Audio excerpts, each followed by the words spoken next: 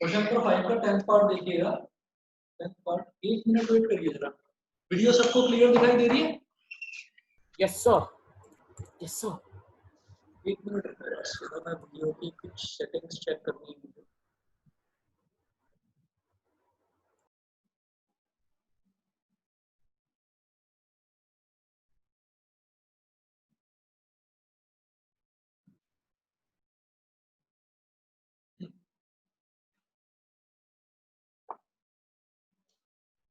चलिए जी, question number 5 का 10th part.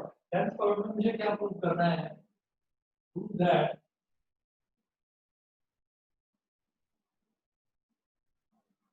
1 plus tan square a upon 1 plus cot square a,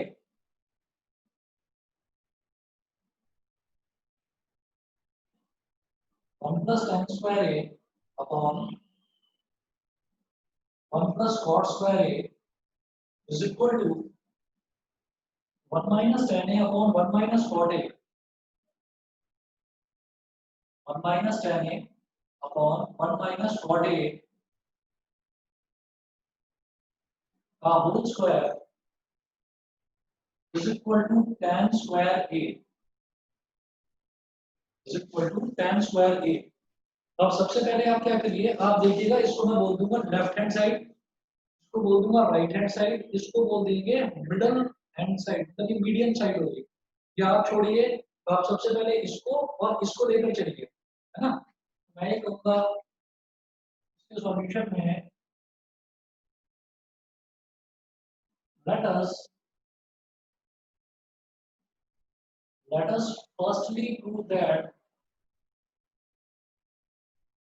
let us firstly prove that 1 plus tan square a upon 1 plus cot square a is equal to tan square a। सबसे पहले ये prove करते हैं, तो इसमें left hand side क्या हो जाएगा? 1 plus tan square a, 1 plus tan square a होता है बेटा sec square a, और 1 plus cot square a होता है cosec square a। 1 plus tan square a हो गया sec square a और 1 plus cot square a हो गया cosec square a। ये जो sec square a है, इसको मैं ऐसे लिखूंगा, देखो sec square a को मैं लिखूंगा 1 upon cos square a, ठीक है। अपॉन में cosec square a है, इसको मैं लिखूंगा 1 upon sin square a। अब इसमें क्या होता है, ऊपर की देखिए रैशनल फंक्शन है, यानी कि न्यूमरेटर अपॉन डिनोमिनेटर, और नीचे भी रैशनल फंक्शन है, यानी कि न्यूमरेटर अपॉन डिनोमिनेटर। तो इसमें जो सबसे ऊपर वाला टर्म है वो सबसे नीचे वाले टर्म से मल्टीप्लाई हो जाता है और न्यूमरेटर में आ जाता है, और जो बीच वाले टर्म्स हैं वो आपस में मल्टीप्लाई हो जाते हैं और डिनोमिनेटर में आ जाते हैं, ठीक है। तो इसको किस तरीके से करेंगे देखिएगा, सबसे ऊपर 1 है और सबसे नीचे sin स्क्वायर है, 1 into sin स्क्वायर है,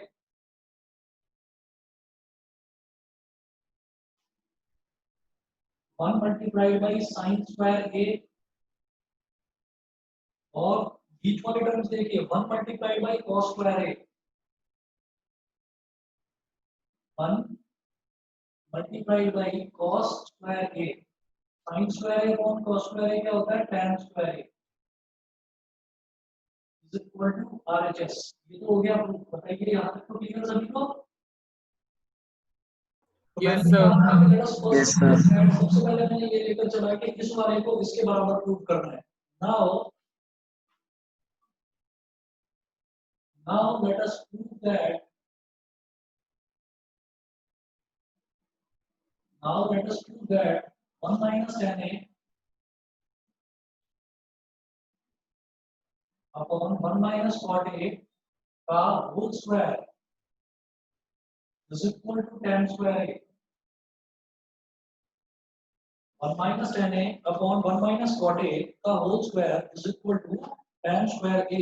अब ये प्रूव करना है, तो देखिए इसमें क्या होगा, हम लेफ्ट हैंड साइड फिर से लेकर चलेंगे। तो लेफ्ट हैंड साइड में बेटा 1 माइनस, और tan a को मैं लिख दूंगा sin a upon cos a, मैं sin और cos में कन्वर्ट कर रहा हूं इसको, तो ये हो जाएगा 1 minus sin a upon cos A का ऊपर भी स्क्वायर है और नीचे भी स्क्वायर है। नीचे क्या हो जाएगा 1 minus cos A upon sine ए का होल स्क्वायर। मुझे लगता है समझ में आ गया होगा, ठीक है। और या फिर आप क्या करिए, ये भी हटाओ, होल स्क्वायर मत करो, ऊपर और नीचे अलग अलग।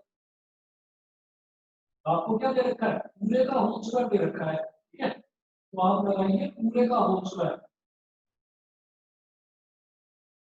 पूरे का होल स्क्वायर हो गया, ठीक है। अब क्या करेंगे, न्यूमरेटर में एलसीएम ले लो, क्या आ जाएगा cos a minus sin a upon cos a, cos a minus sin a upon cos a। फिर आ जाइए डिनोमिनेटर में, डिनोमिनेटर में क्या आ जाएगा sin a minus cos a upon sin a। बताइए समझ रहे हो कि नहीं, Yes, sir. बताओ अनुभव, कार्तिक, यस सर। समझ रहे हो, आज तक क्लियर है भव्या? Yes, sir. ठीक है। अब देखिएगा,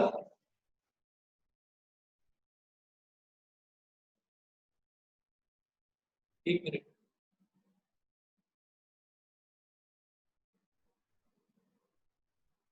ठीक। अब देखिएगा कि सबसे ऊपर वाला सबसे नीचे वाले से मल्टीप्लाई होकर न्यूमरेटर में आ जाता है और बीच वाले आपस में मल्टीप्लाई होकर डिनोमिनेटर में आ जाते हैं। तो देखिए cos a minus sin a multiply हो जाएगा sin a के साथ और cos a मल्टीप्लाई हो जाएगा sin a minus cos a के साथ, ठीक है।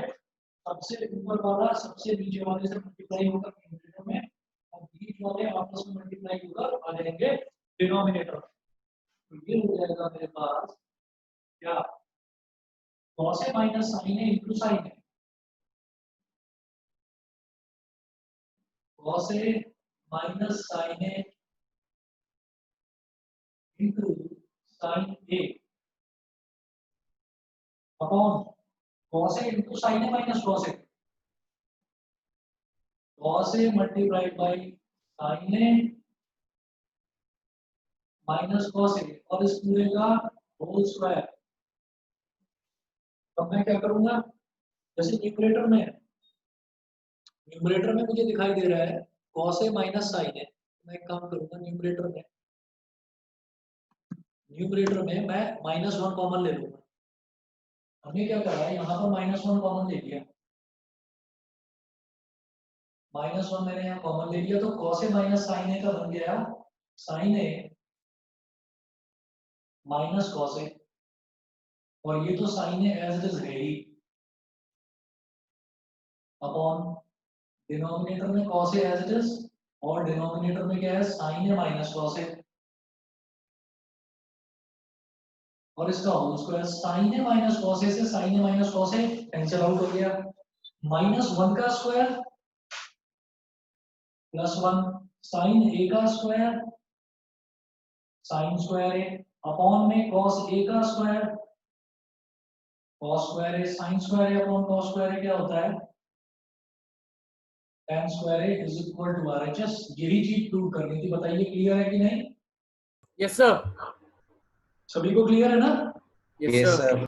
अच्छा, अब आज मैं आप लोगों को लगभग 10 से 15 क्वेश्चन भेजूंगा ट्रिग्नोमेट्रिक आइडेंटिटीज के। जिन बच्चों से भी ना हो वो मेरे को बताइएगा, आप लोग एक बार ट्राई जरूर करेंगे, ठीक। एनसीईआरटी के हिसाब से ये वाला चैप्टर फिनिश हो गया, फिर इसके बाद मैं नेक्स्ट चैप्टर स्टार्ट कर रहा हूँ एप्लीकेशंस ऑफ ट्रिग्नोमेट्री, ठीक है। लेकिन side by side trigonometric identities जो हमने लास्ट पोर्शन करा है ना, ये वाली जो एक्सरसाइज करी है, ये वाली एक्सरसाइज हमारी एक्सरसाइज 8.4। तो एक्सरसाइज 8.4 में अगर आप सिर्फ एनसीईआरटी करके चले जाते हैं और आप सोचिए कि आपकी तैयारी पूरी है, तो वो तैयारी आपकी पूरी नहीं है। मैं आपको कुछ क्वेश्चंस आर डी शर्मा में से भेजूंगा, तो वो क्वेश्चंस आपको करने होंगे, ठीक है। मैं रात को भेजूंगा, और अभी कल भी हमने मैथ्स किया था, आज भी मैथ्स कर रहे हैं। आने वाले जो नेक्स्ट 2 डेज है, यानी कि वेडनेसडे और थर्सडे, वो 2 दिन हम करेंगे साइंस। अब उन 2 दिनों में आपको वो जो मैं 10-15 क्वेश्चंस दूंगा ट्रिग्नोमेट्रिक आइडेंटिटीज के, वो ट्राई करने हैं, और फिर जब अगली क्लास होगी तो आप डाउट पूछना मेरे से, ठीक है। तो Excuse me, sir. हाँ जी बताइए। सर हमें उनकी फोटो क्लिक करके भी भेजनी होगी? हाँ, फोटो क्लिक करके भेज देना, ठीक है। तो ओके मैं, सर। हाँ, तो मैं आपको अभी, अब मैं नया चैप्टर करा रहा हूँ, एनसीईआरटी के हिसाब से चैप्टर खत्म हो गया है, लेकिन फिर भी बता रहा हूँ कि एनसीईआरटी के भरोसे मत रहना ट्रिग्नोमेट्री वाले चैप्टर में। ट्रिग्नोमेट्री में काफी प्रैक्टिस की जरूरत पड़ती है, तो मैं कुछ एक्स्ट्रा क्वेश्चंस आपको भेजूंगा, वो आप करिएगा ट्राई। फिर आप में से कुछ स्टूडेंट्स ऐसे हैं जिन्होंने मेरे को बोला है, कुछ बैच ए के हैं, कुछ बैच बी के हैं, जिन्होंने मेरे को बोला है कि सर ट्रिग्नोमेट्री में थोड़ी सी डाउट आ रहा है, तो ट्रिग्नोमेट्री प्लीज आप एक बार रिवीजन क्लास ले लीजिए। मैं रिवीजन क्लास उन बच्चों के लिए लूंगा, 4-5 बच्चे हैं जिन्होंने बोला है, उनके लिए रिवीजन क्लास लूंगा और मेंशन कर दूंगा, अगर बाकी बच्चे भी करना चाहें तो मैं शुरुआत से उसमें एक्सप्लेन कर दूंगा सब कुछ, ठीक है। अच्छा, बाकी बच्चों के लिए मैं भेज रहा हूँ। अब मैं नया टॉपिक स्टार्ट कर रहा हूँ, एप्लीकेशंस ऑफ ट्रिग्नोमेट्री। ये मिटा दूं, सब बच्चों ने नोट कर लिया है? Yes, sir. सर एक मिनट। हाँ जी।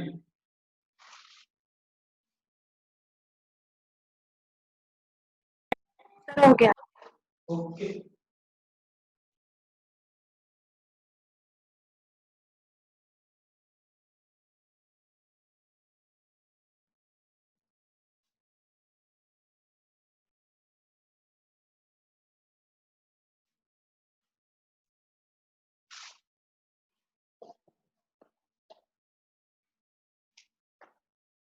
अच्छा, ये ब्लू वाली इनको देखने में कोई प्रॉब्लम तो नहीं आ रही है ना? No, sir. मेरे को इस बार ब्लैक वाली मिली नहीं थी, मैं अरेंज करने की कोशिश कर रहा हूँ, ब्लैक से थोड़ा ज्यादा क्लियर दिखाई देता है।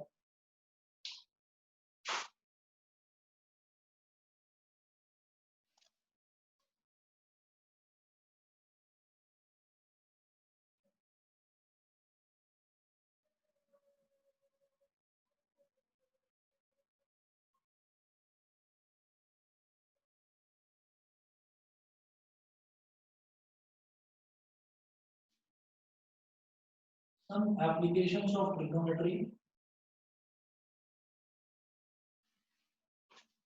chapter number 9।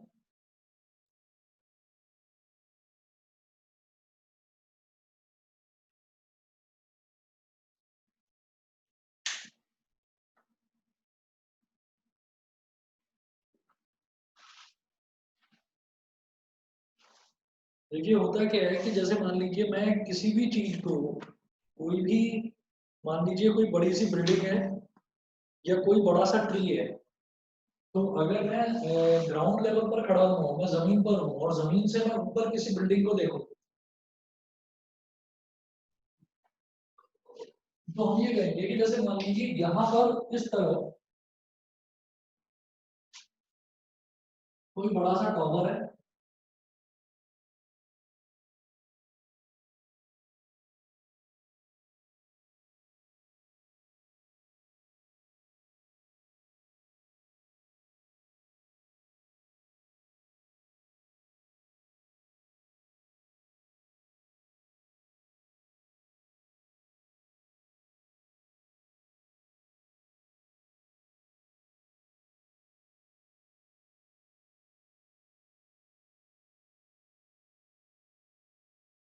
ये कोई टॉवर लगा हुआ है और हम यहाँ पर हैं,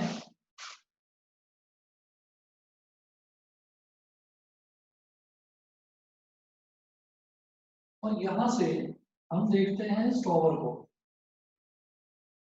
मान लीजिए इस पॉइंट पर मैंने कोई ऑब्जर्वेशन के लिए कोई लेंस लगा रखा है यहाँ पर, जिस लेंस के थ्रू मैं कहीं भी खड़ा हुआ हूँ, मैं ये देखता हूँ कि ये टॉवर जो है ये कितना ऊंचा है। हमने मान लिया कि यहाँ से इस टॉवर को मैं ऐसे देखता हूँ, तो ये टॉवर का जो टॉप है, इसको बोल दीजिए आप, ये टॉवर का टॉप है।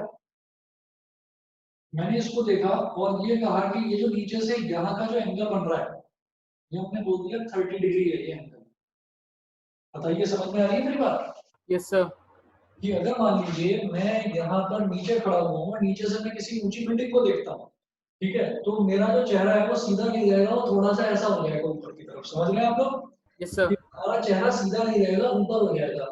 तो जो ग्राउंड लेवल है, जो ग्राउंड लेवल है यानी कि जमीन जो है, जो हमारा हॉरिजॉन्टल एक्सिस है, हॉरिजॉन्टल एक्सिस से जो ये एंगल बनेगा, ये जो एंगल बनेगा हॉरिजॉन्टल एक्सिस से, this angle is known as angle of inclination. ये वाला जो एंगल है, this angle is called angle of INCLINATION, angle of inclination, और एलिवेशन, ELEVATION,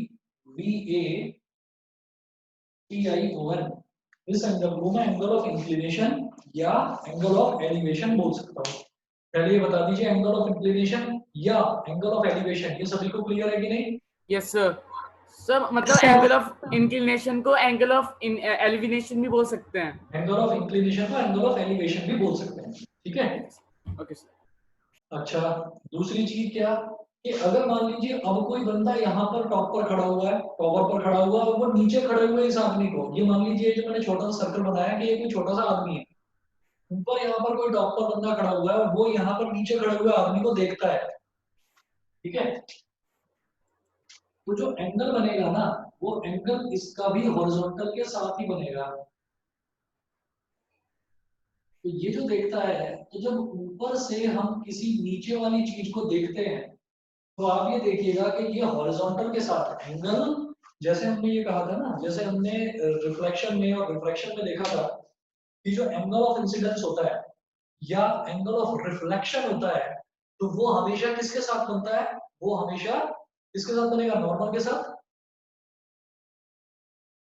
भाई यस सर। हमेशा नॉर्मल के साथ बनता है। तो ऐसे ही याद रखेंगे कि जो एंगल ऑफ इंक्लिनेशन हो या एंगल, अब में जो ऊपर से जब नीचे किसी चीज को देखा जाता है, तो वो जो एंगल होता है उसको बोलते हैं angle of depression, angle of depression, ठीक है? तो अब ये भी हमेशा हॉरिजॉन्टल के साथ बनेगा। तो आप एक चीज देख रहे होंगे कि ये नीचे ग्राउंड लेवल है, ग्राउंड लेवल, तो ग्राउंड जमीन जो है वो हमेशा सीधी होती है, और ये ग्राउंड लेवल के पैरेलल हो गया हॉरिजॉन्टल लाइन।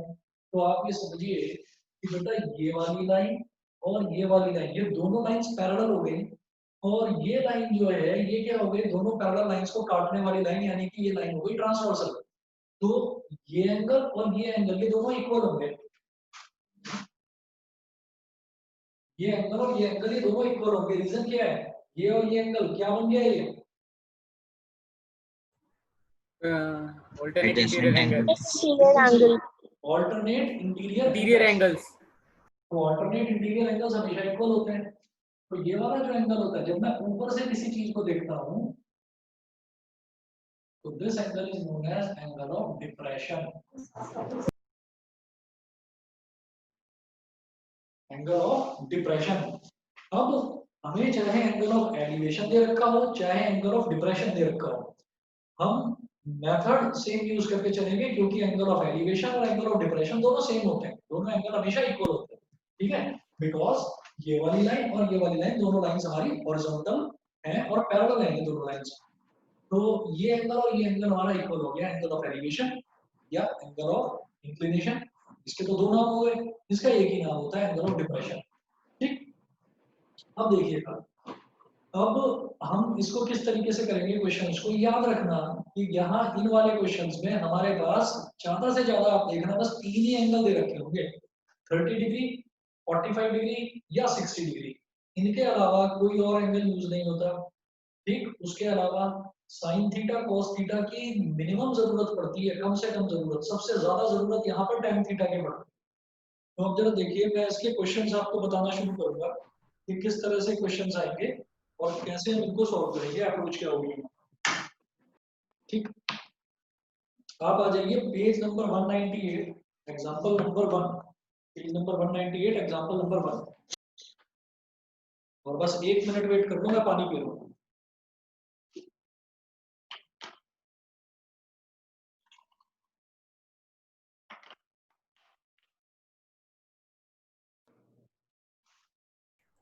तो इसमें ट्रिग्नोमेट्रिक आइडेंटिटीज का कोई यूज नहीं होगा? कुछ भी नहीं। सही है फिर, ये इजी है।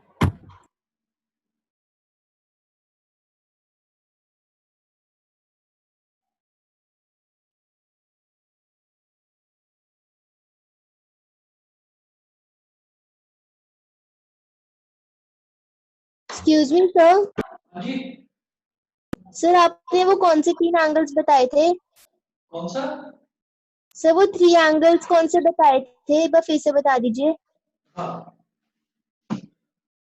अगर हम नीचे से किसी ऊपर वाली चीज को देखते हैं तो angle is known as angle of inclination और एलिवेशन, और अगर ऊपर से किसी चीज को नीचे देखते हैं तो angle is known as angle of depression.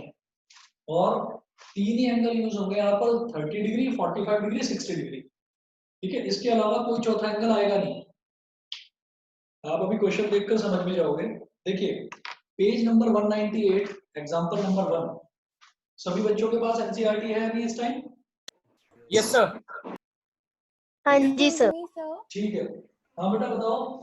Sir वो क्या था 35, 45 एंड 30 डिग्री, 45 डिग्री और 60 डिग्री। ओके हाँ, थैंक बस ये तीन एंगल्स ही आपको, आप देखना यही एंगल सबसे ज्यादा यूज होते हैं। इसके अलावा और कोई एंगल नहीं आता इस चैप्टर में, तो जरूरत पड़ती नहीं है। देखिए a tower stands vertically on the ground. अब क्या है कि बार बार कहीं पर टॉवर की बात होगी, कहीं पर बिल्डिंग की बात होगी, कहीं पर ट्री की बात होगी, तो बार बार मैं टॉवर, बिल्डिंग और ट्री नहीं बनाऊंगा। अगर टॉवर की बात होगी तो मैं ऐसे एक स्ट्रेट लाइन बना दूंगा सीधी। ठीक है, हम ऐसा कह रहे हैं यहाँ पर पेज नंबर 198, एग्जांपल नंबर 1।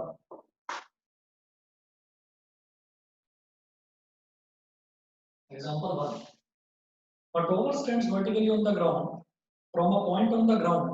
जमीन पर कोई पॉइंट है, from a point on the ground which is 15 metre away from the foot of the tower। एक पॉइंट है जो टॉवर के फुट से 15 मीटर दूर है। The angle of elevation of the top of the tower is found to be 60 degree। Find the height of the tower।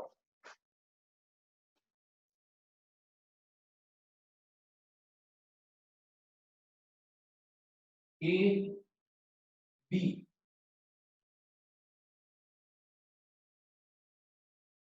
इसको आप बोल दीजिए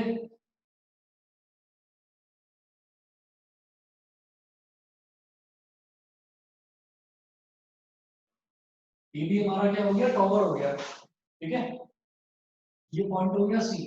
from a point on the ground which is 15 metre away from the foot of the tower. ये A B है tower, tower के foot से एक point है सी, वो 15 मीटर दूर है। 15 मीटर दूर है। ठीक है, और यहां से अगर टॉवर के टॉप को देखा जाए, यहां से अगर टॉवर के टॉप को देखा जाए तो बेटा ये वाला एंगल दे रखा है 60 डिग्री। समझ गए? क्वेश्चन समझ में आ गया? Yes sir. हाँ जी सर। यस सर तो हम ये कहेंगे कि ये जो ए बी है ये टॉवर की हाइट है। तो अब आप साफ साफ समझ जाएंगे कि यहाँ पर क्या दे रखा है, ये टॉवर की हाइट निकालनी है, मतलब मुझे ए बी की लेंथ निकालनी है। और from a point which is 15 metre away from the foot of the tower, the angle of inclination, angle of inclination is found to be 60 degree.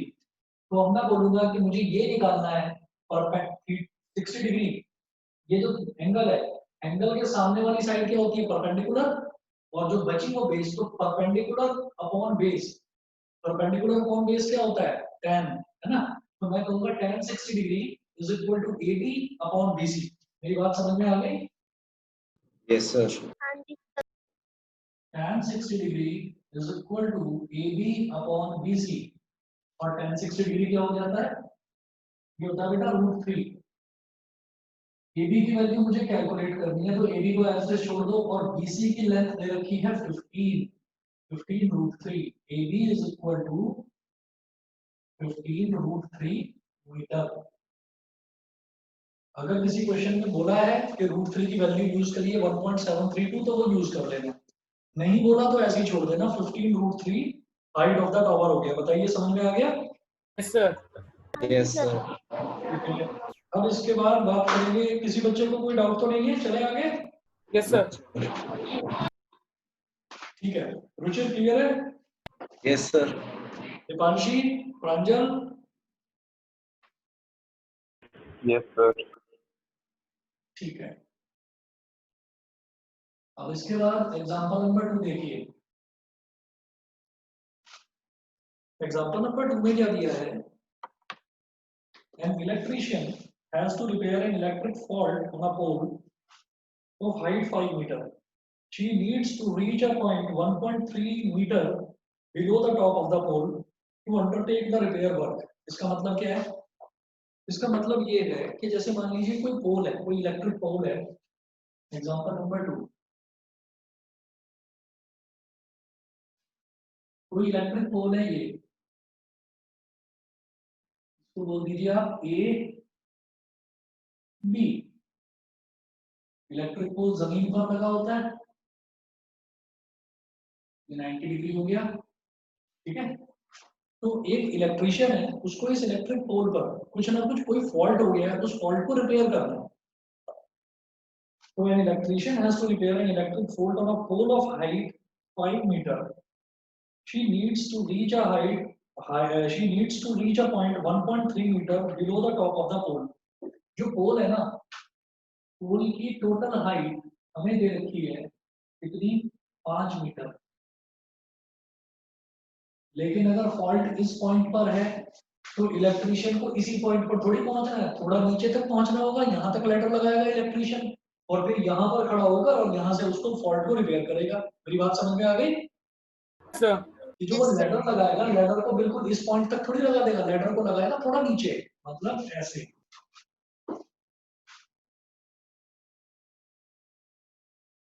यहां तक ऐसे लेटर को लगाया, तो ए बी इस पॉइंट को बोल दीजिए सी, इस पॉइंट को बोल दीजिए D.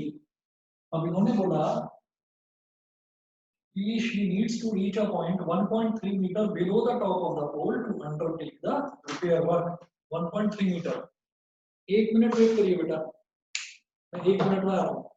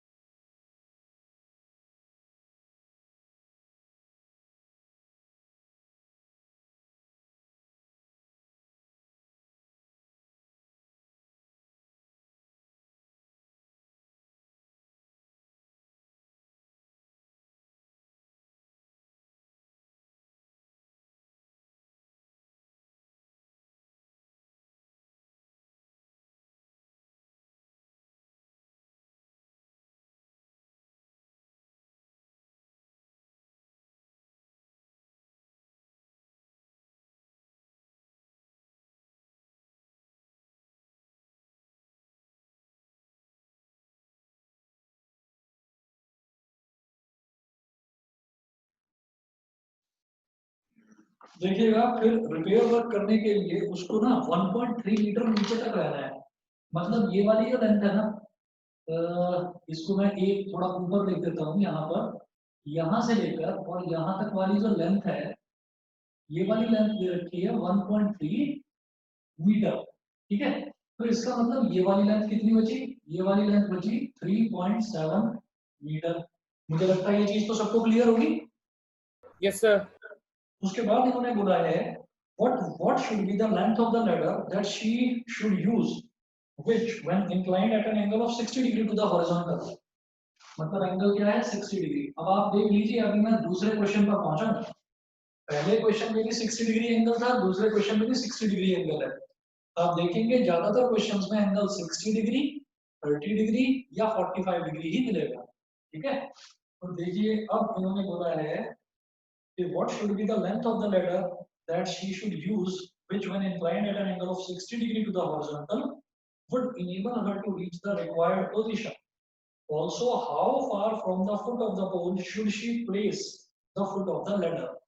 How far from the foot of the pole should she place the foot of the ladder? ये पूरी ladder है, ये ladder का foot है, ये पूरा tower है, ये tower का यानी कि इलेक्ट्रिक पोल है, ये उसका foot है। तो ये डिस्टेंस भी पूछा जा रहा है। तो आप देखिए सबसे पहले मैं ये डिस्टेंस निकालता हूँ, BC निकालता हूँ। ठीक है, तो उसके लिए ये परपेंडिकुलर हो गया बेटा, और ये हो गया बेस, और ये एंगल है ही मेरे पास। तो मैं क्या करूंगा, tan 60 degree is equal to dB upon BC। dB upon BC, tan 60 degree की वैल्यू क्या होती है √3, और dB की वैल्यू क्या दे रखी है 3.7, और BC मुझे फाइंड आउट करना है। समझ गए?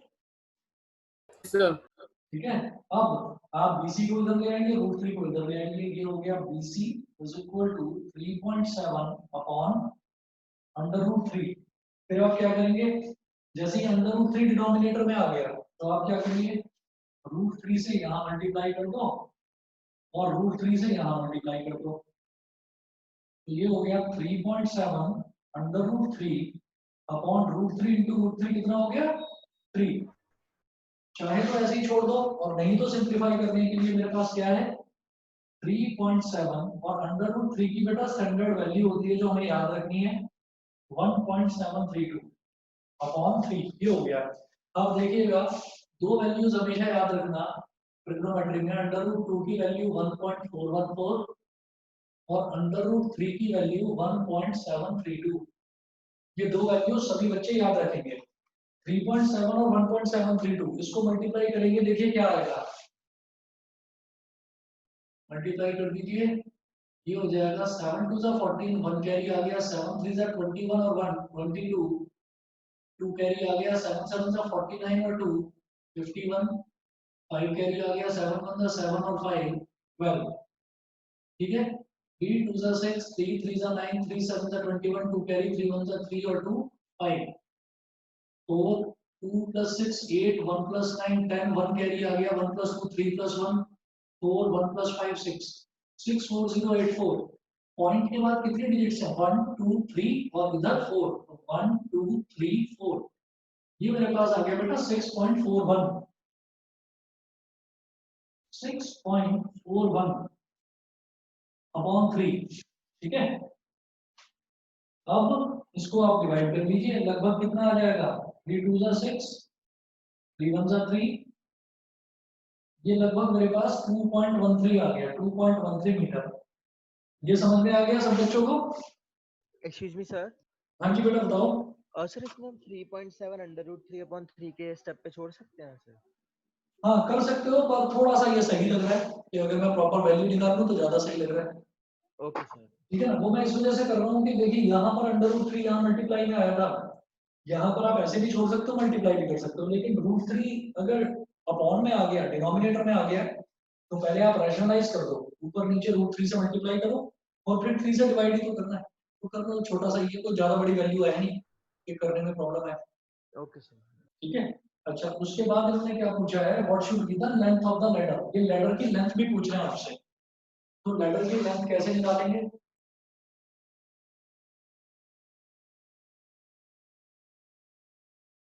यश क्लियर है बेटा?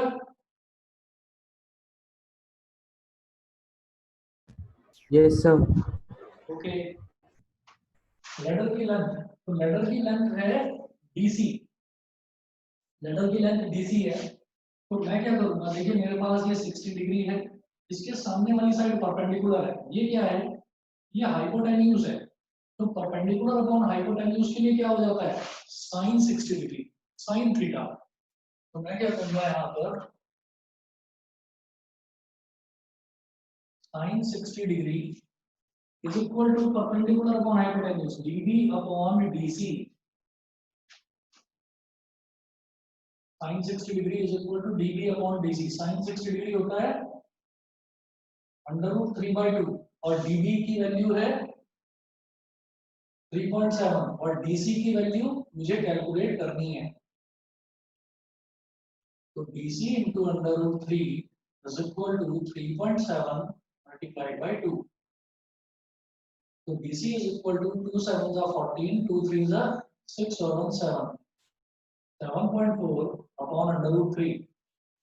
नीचे भी अंडर रूट 3 से मल्टीप्लाई करिए और ऊपर भी अंडर रूट 3 से मल्टीप्लाई करिए, तो ये हो जाएगा 7.4 multiplied by 1.732 upon under root 3 into under root 3 हो गया 3। तो 7.4 इंटू 1.732 मैं इधर कर रहा हूँ 1.732 और 7.4 इसको मल्टीप्लाई कर रहे हैं, 4 टू 8, 4 3 12, 1 कैरी आ गया, 4 7 28 और 1 29, 2 कैरी आ गया, 4 1 4 और 2 6, 7 2 14, 1 कैरी आ गया, 7 3 21 और 1 22, 2 कैरी आ गया, 7 7 49 और 2 51, 5 कैरी आ गया, 7 1 7 और 5 12, 8 2 4 6 9 2 11, 1 कैरी, 1 plus 6 7 plus 1 8 1 2 8 1 6 8, ये हो गया है ना। तो ये हो जाएगा 12.81, इसको 3 से डिवाइड करिए, 3 4 12, 3 2 6, 3 7, तो बेटा ये हो गया 4.27 मीटर। बताइए सभी बच्चों को क्लियर है?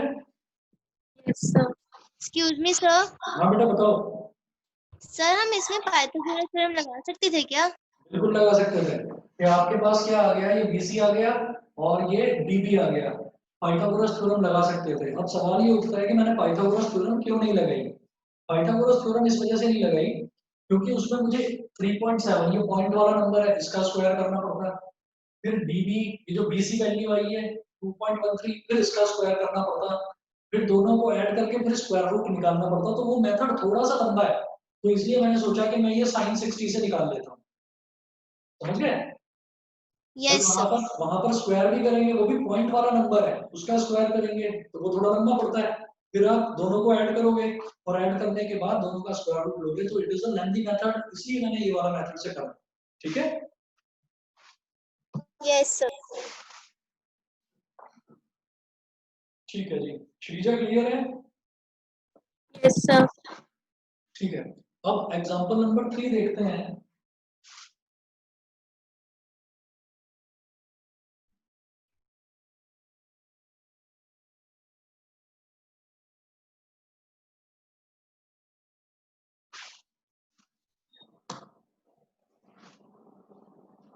एग्जांपल नंबर 3 में क्या है, an observer 1.5 meter tall is 28.5 meter away from a chimney। एक ऑब्जर्वर है जिसकी खुद की हाइट 1.5 मीटर है, ठीक है।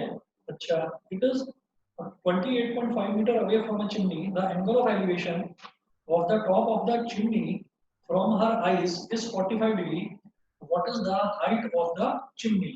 ठीक है, देखिएगा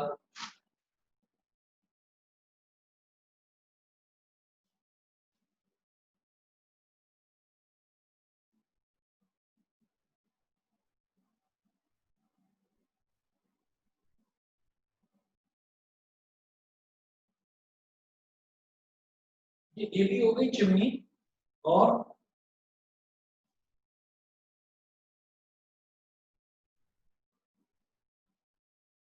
इधर एक ऑब्जर्वर है जिसकी खुद की हाइट है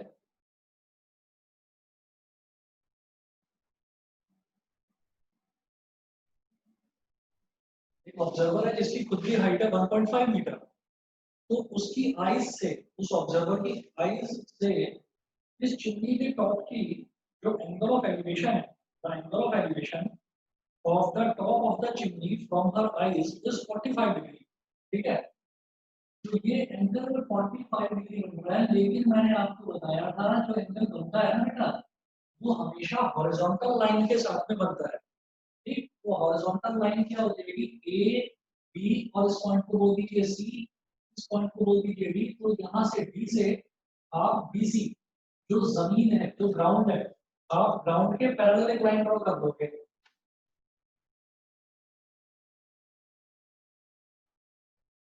90 डिग्री एंगल यहाँ बनेगा, तो ग्राउंड के पैरेलल आप एक लाइन ड्रॉ कर देंगे, ये वाला एंगल बनेगा 45 डिग्री। ठीक है, समझ गए?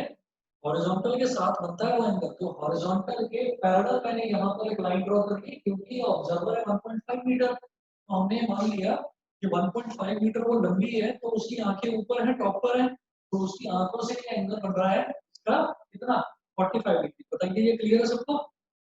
हाँ जी सर। Yes sir. ओके, अब ये बोल रहे हैं what is the height of the chimney, तो चिमनी की हाइट कितनी होगी, तो हम ये देंगे ए बी सी डी, और ये वाला पॉइंट बोल दिया मैंने ई। ठीक है, तो ये जो ई पॉइंट है, यहां से लेकर और यहां तक बी तक, ये वाली लेंथ भी तो 1.5 ही हो जाएगी, ये वाली लेंथ भी तो, क्योंकि जब ये 1.5 है तो इसके पैरेलल ही तो है, ये वाली लेंथ भी 1.5 हो जाएगी। तो अब ए ई, ये मुझे नहीं पता कितना होगा, इसको x मान लीजिए। Let A B be the length of chimney, let AB be the length of chimney, पूरी चिमनी की लेंथ हमने, या पूरी चिमनी की हाइट हमने वो AB मान ली। let AB be the height of chimney, है ना, ये AB हो गया। तो इसमें AB is equal to AE plus EB। ठीक है, यानी कि AE को हमने मान लिया x, और जो EB है बेटा वो तो 1.5 ही रहेगा। अच्छा, और कुछ भी इसमें दे रखा है क्या?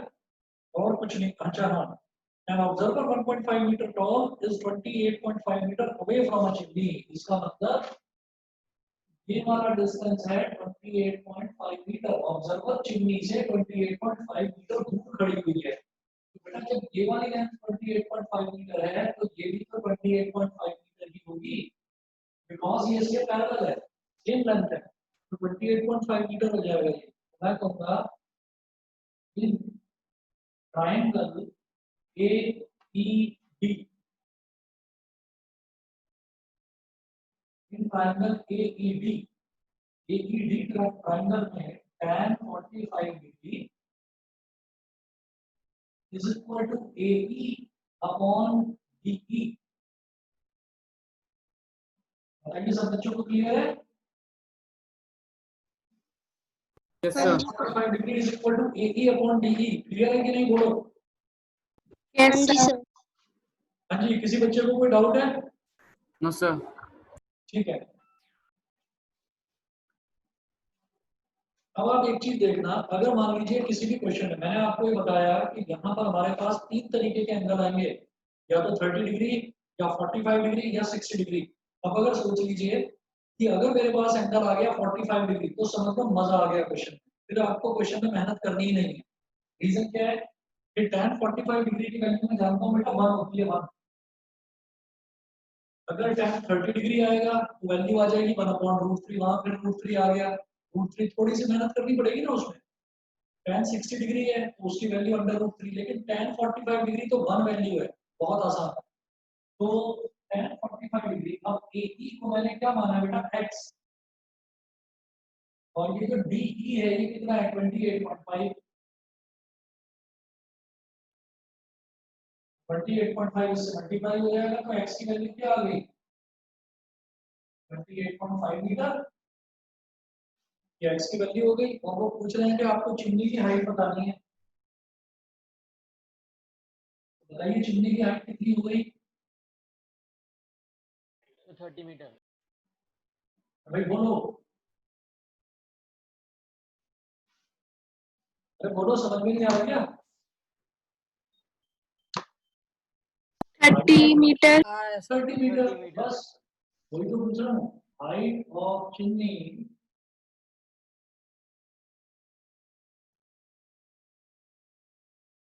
हाइट ऑफ चिमनी कितना है? x plus 1.5। ये भी is equal to x plus 1.5 और x कितना निकाला? 28.5 प्लस 1.5, तो ये कितना हो गया? 30 मीटर। मुझे लगता है सब बच्चों को समझ में आ गया होगा, आसान है।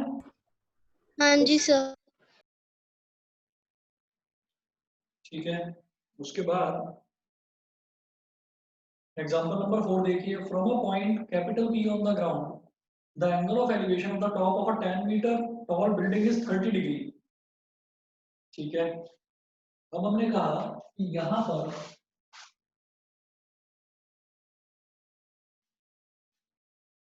एक बिल्डिंग है और इन्होंने बोला from a point P on the ground, ground पर एक पॉइंट है P, the angle of elevation of the top of a 10 metre tall building, building की हाइट ले रखी है 10 मीटर।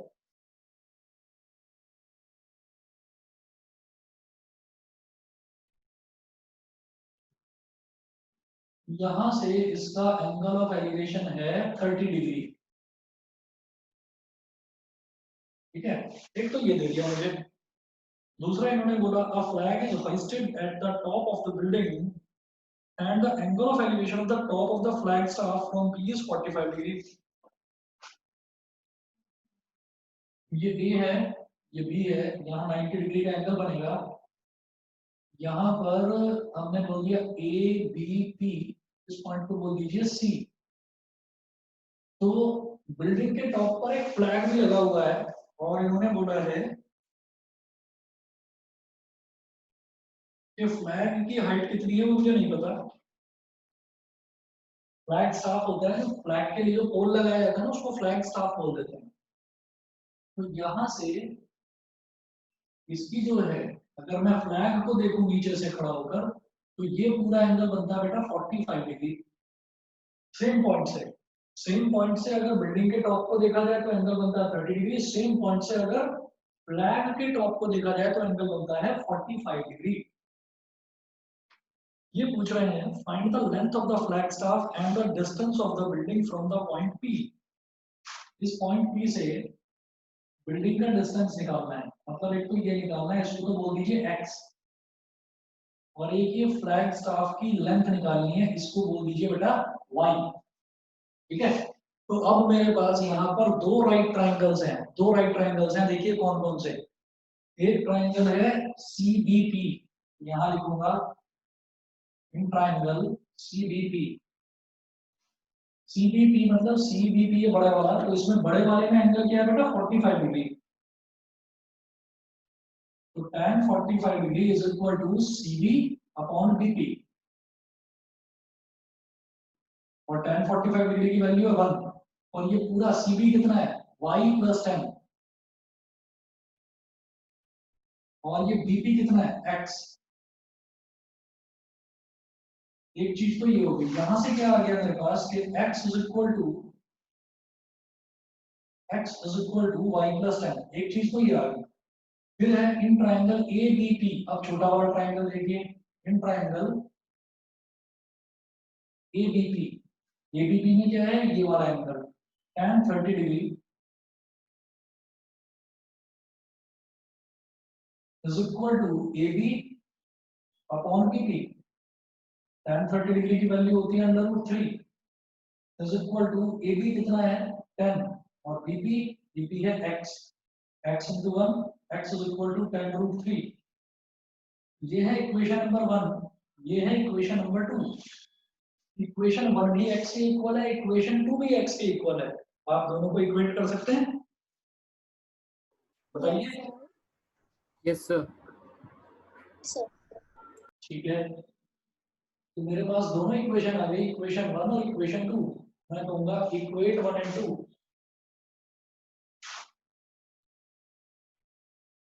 इक्वेट 1 एंड 2 दोनों इक्वेशंस को इक्वेट करेंगे तो y plus 10 is equal to 10 root 3।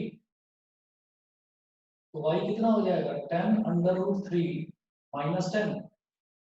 यहां से 10 ले लीजिए कॉमन, क्या बचा under root 3 minus 1। under root 3 कितना है 1.732 minus 1।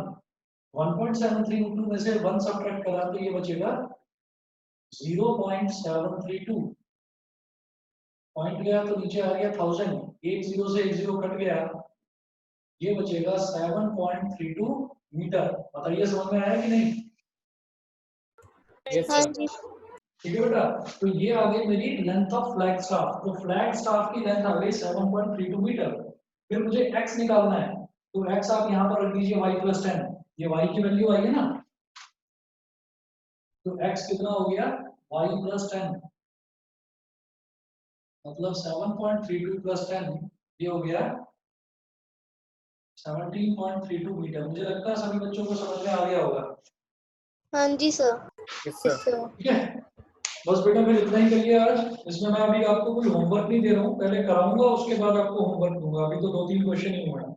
ठीक है, तो आज के लिए बस यही, कल साइंस करेंगे और मोस्ट प्रोबेबली दोनों कॉमन क्लासेस होंगी कल।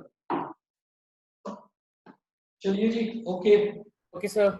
Bye. Okay Thank you, sir. Thank you sir. Okay thank you sir. Bye sir. Okay Excuse me, sir. Okay, बताइए।